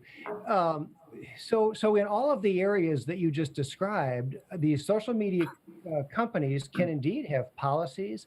They can moderate. They simply have to be consistent. If they want to define hate speech any way they want, doesn't make any difference. Doesn't make any difference, as long as it's applied equally to people of different race, different religion, different sex, different political orientation. That's all that this bill demands. Senator Latz.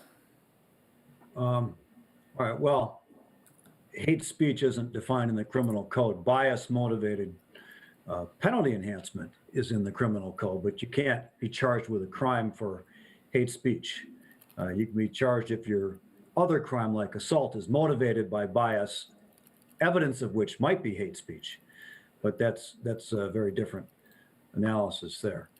How does this work if there's a bot that's involved? If an account is a bot, or if it's an anonymous account, how does notice get sent under those circumstances?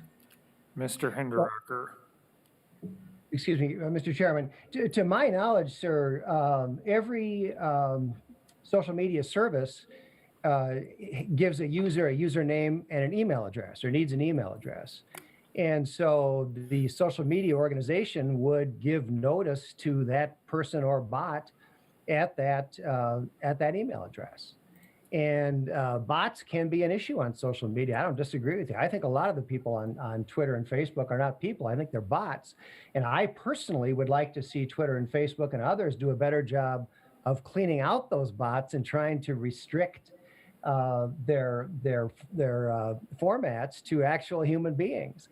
I don't see that has got much to do with this bill, though. This bill is about discriminating against users and user content. Senator Latz. Thank you, Mr. Chairman. A couple questions about the bill itself. Would this bill make potentially libraries and educational institutions liable? Is that? Not unless they have 10 Mr. million or more. Hinderaker. Oh, sorry. I'm sorry, Your Honor. Mr. Chairman. 41 years in No court, worries. Mr. Chairman. It's hard to overcome. So, Mr. Chairman, the answer is no, not unless they have 10 million or more users. All right. Senator Latz. Thank you. Another question I had, for the private civil action provisions, does anyone who does not get a message that they would otherwise have gotten but for the action by the internet company would have the right to sue? So literally everyone on the planet that has access to social media would have a cause of action to sue the company if something was deleted that shouldn't have been deleted? Mr. Hinderaker. Mr. Chairman, thank you. Well, first of all, you have to live in Minnesota. It certainly wouldn't give anybody on the planet a cause of action. And the Minnesota resident would have to show as a matter of proof that this is content that he would have consumed, wanted to consume, but was prevented from consuming by discrimination, illegal discrimination on the part of the social media platform. Senator Latz. Well, maybe I'm missing this. Could you just point out to me where in the bill it says that the plaintiff has to be a Minnesotan? Mr. Hinderaker.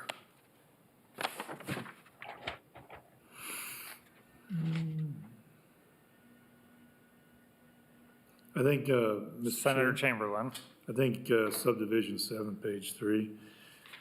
Any cause of action arising under this section, the district court may exercise personal jurisdiction over a non-resident defendant in the same manner as if the resident were a person. Interactive computer centers agreements. No, that was talking about the computer, that the platform, the operator would be outside the state. And it says that the cause of action Mr. may be brought Hinderaker. in the county in which the plaintiff resides.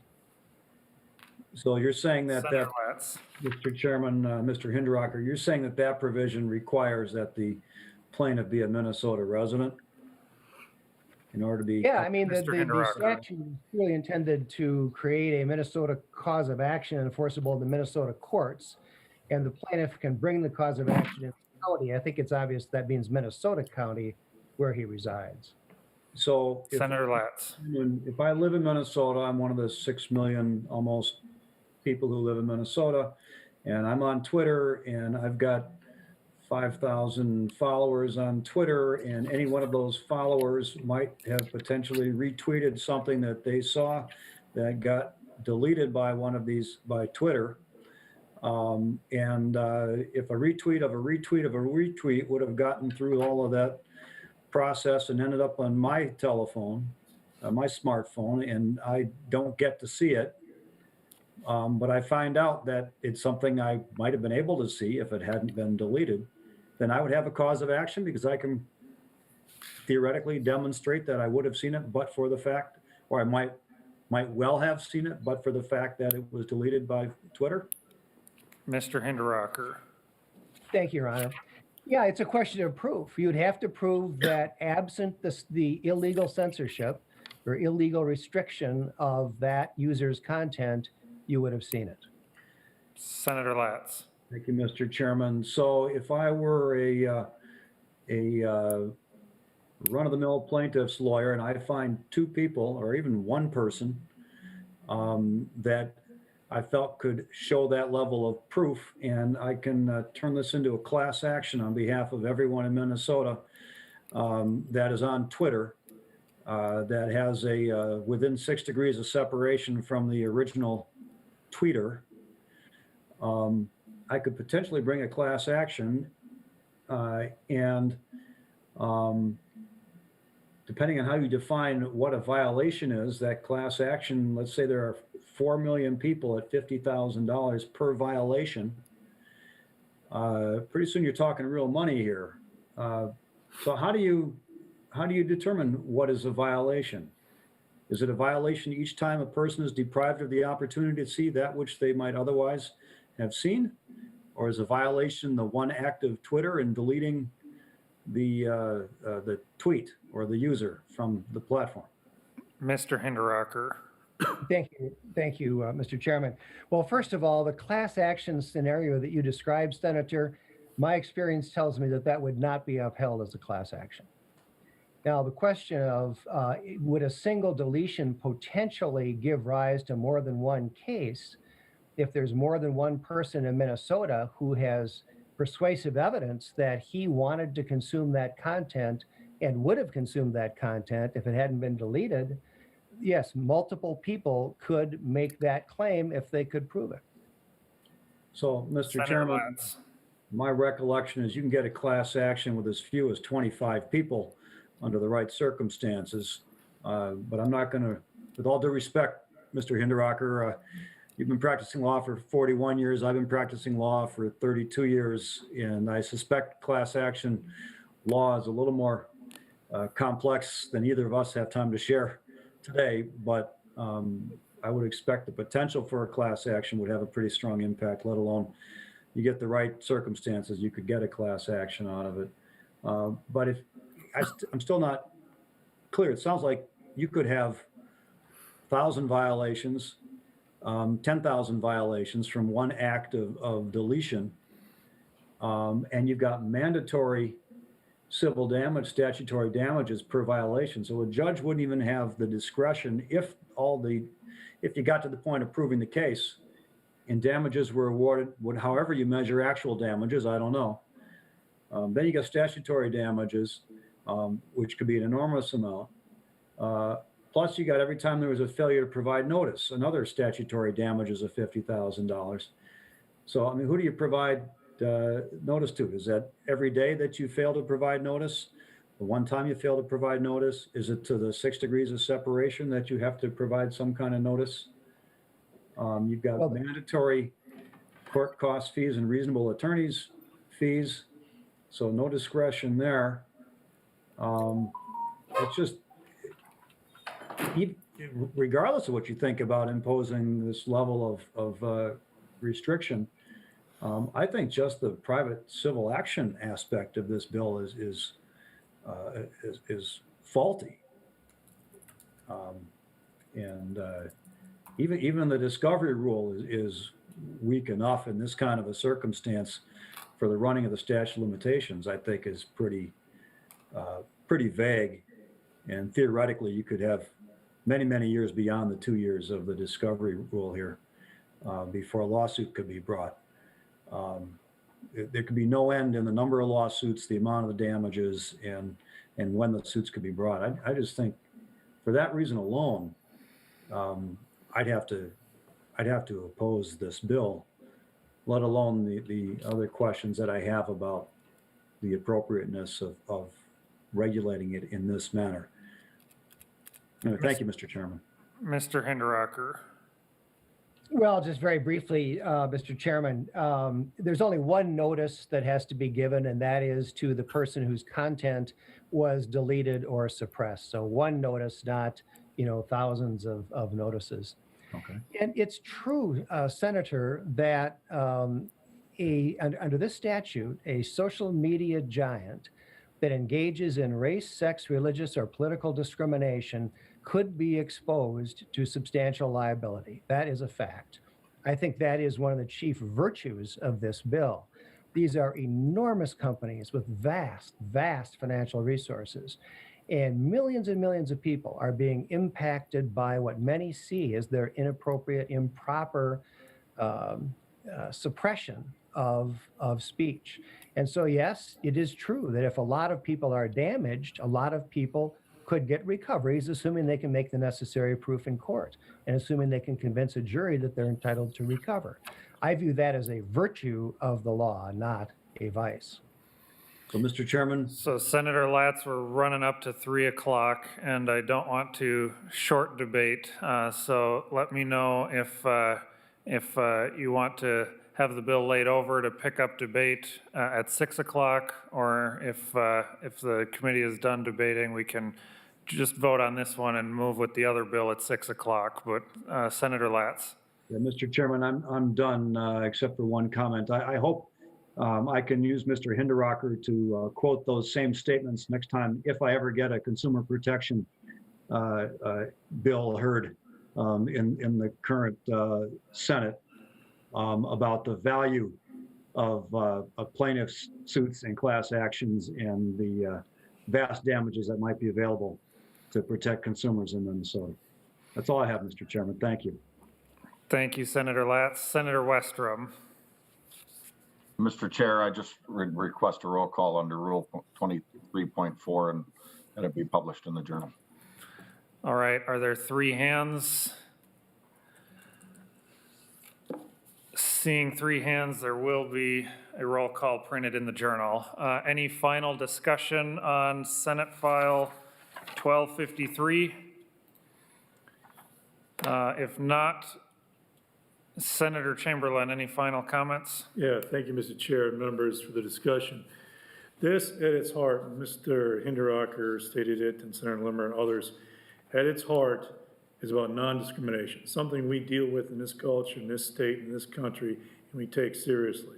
Race, religion, political ideology, and sex.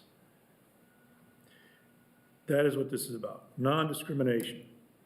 Are they private companies? Technically, yes. But in reality, they are quasi-government operations because they are so large, they control so much. Almost all information flows through them, and they are absolutely unaccountable to what they've done, whether it's here in the public arena of public debate or in the social media area, where they're creating huge mental health problems and suicide and addiction. But we're talking right here for now. Large trillion-dollar companies, global reach, superpowers with a lot of resources. So I, for one, am willing to say they should be held accountable for discrimination, just like any other company in this state, in this country is, for many other things we do, any business. The testifiers, again, as Mr. Hinderaker pointed out, throw out a lot of non sequiturs, a lot of fallacies, red herrings, things that are possible. Senator Latz drilled down to the bottom, tore it apart. That's great. That's why we have the discussion. But that should not be the end. We can continue to have a discussion and fix and tweak places they find what need to be tweaked and fixed to protect the public. This is ultimately about protecting public and the citizens. Free association, free flow of information against discrimination. It does not prevent these companies from policies to keep crime and illegal activities off of their platforms. It is clear that someone to bring cause would have to prove that they were discriminated against. These companies can set policies as long as they don't discriminate against people for those policies. Any policies they want, as long as they treat everybody the same. I do find it interesting that our colleagues across the aisle are now defending super mega corporations and allowing them to say it's okay to discriminate against race, people based on the race, sex, religion, or political ideology. That these huge companies and corporations, because they have so much money and power, somehow all of a sudden are okay to do that. When they argue every day at the smallest levels about the speech uttered by anybody, anywhere, private or public or otherwise. So I find it just really interesting how that's come about. I've been consistent in my challenges to bad actors and bad players across the board. These companies, when they're doing this, they are discriminating against people based on a whole host of things, but we're narrowing it down. If we need to work on this, Senator Latz, Senator Bingham, come to the office and we'll work on it. You can get a hold of me through all these big tech, high tech devices, phones, or heck, come up to my office and knock on the door. You gonna wear a mask, Senator Chamberlain? I do. If you're in the office, I'll wear a mask. So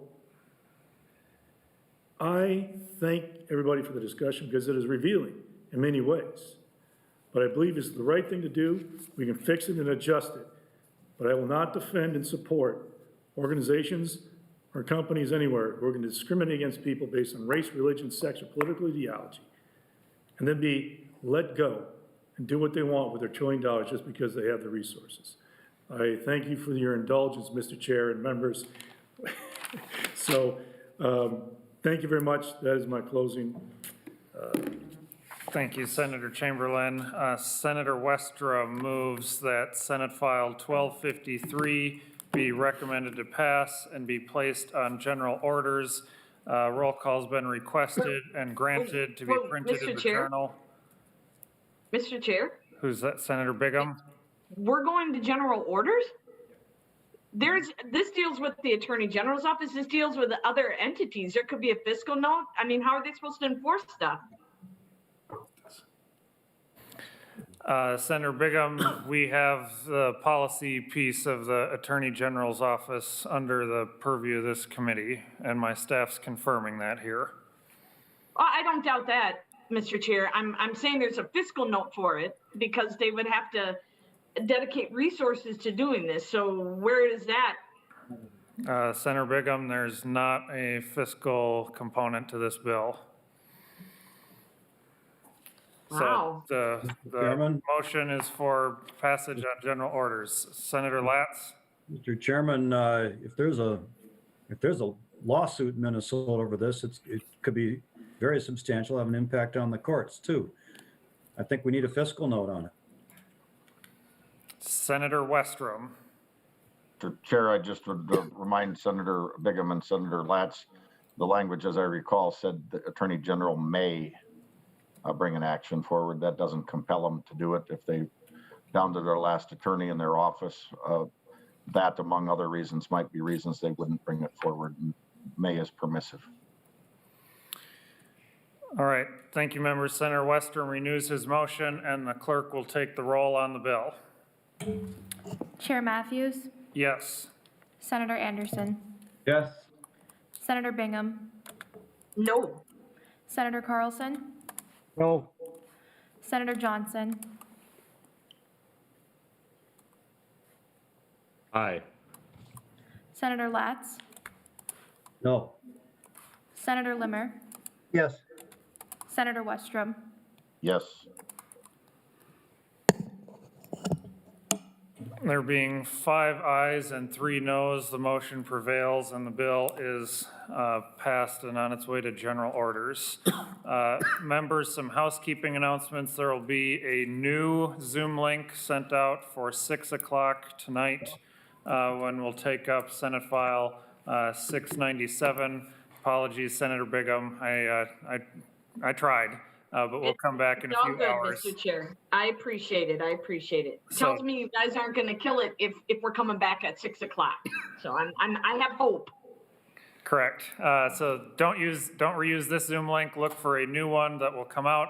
It will be Zoom only. So if you're here at the Capitol, don't come here to G15 or you'll be in a pretty lonely place here by yourself. So with that, members, this committee stands in recess till 6 o'clock. Thank you.